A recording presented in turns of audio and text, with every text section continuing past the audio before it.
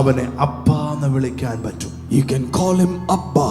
ഇന്ന് പകൽ നീ അപ്പ എന്ന് വിളിച്ചാൽ, If you call him Abba this morning, എന്താ സംഭവിക്കുന്നതെന്ന് അറിയാമോ? what's going to happen, you know? മുഴുവൻ സ്വർഗ്ഗവും നിനക്ക് വേണ്ടി ഇറങ്ങി വരാറുണ്ട്. The whole of heaven stands still at your voice.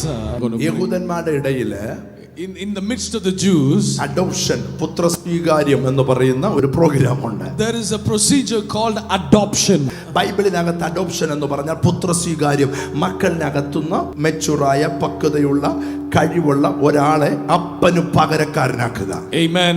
What we understand by adoption is that someone who doesn't have children, they go and take someone and adopt them, but that is not the understanding the Bible gives.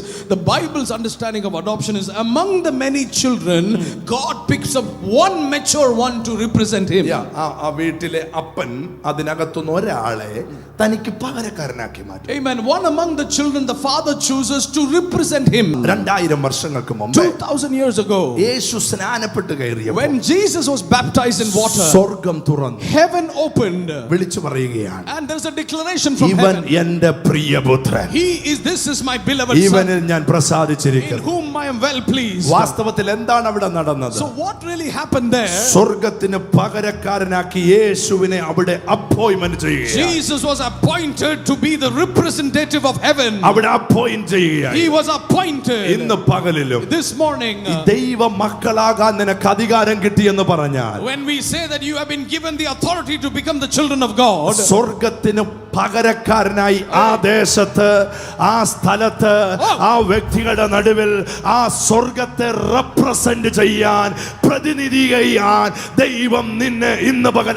അധികാരത്തോടെ എഴുന്നേൽപ്പിക്കുകയാണ്. what it means is that God has authorized us to represent heaven on earth wherever we are appointed. അത് തന്നെ exousia, അധികാരം എന്ന പദത്തിന്റെ Greek പദം exousia. The word for authority in Greek is the word called exousia. അധികാരപ്പെടുത്തുക, To be authorized. അധികാരപ്പെടുത്തുക. To be authorized. 12 ശിഷ്യന്മാരെ യേശു അടുക്കൽ വിളിച്ചു. Jesus called 12 disciples. അവരെ എക്സൂസിയ ചെയ്തു, അധികാരപ്പെടുത്തി. And he authorized them.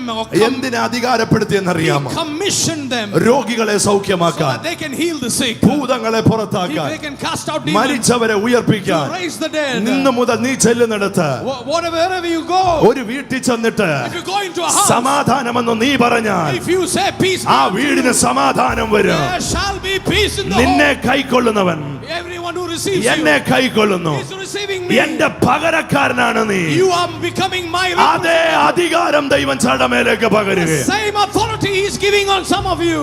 ചില പട്ടണങ്ങളിൽ, In some cities, ചില വീടുകളിൽ in some houses, ദൈവത്തിന്റെ പകരക്കാരനായി as a representative of God, ദൈവം നിന്നെ നിർത്താൻ പോകും. he is going to make you stand. തലയൊക്കെ കുനിച്ച് നഷ്ടം വന്നവനെ പോലെയല്ല, അധികാരമുള്ള പുത്രനായി നിന്റെ വീട്ടിലേക്ക് നീ മടങ്ങി ചെല്ലും. You can go as a commissioned son of God instead of a losing son. ഇന്ന് മുതൽ From today നിന്റെ onwards, പ്രാർത്ഥനയിൽ in your prayer, അത് വെളിപ്പെടും. it will be revealed. നീ ചിലത് പറയുമ്പോൾ അതുപോലെ സംഭവിക്കും. Whatever you say shall happen as it is.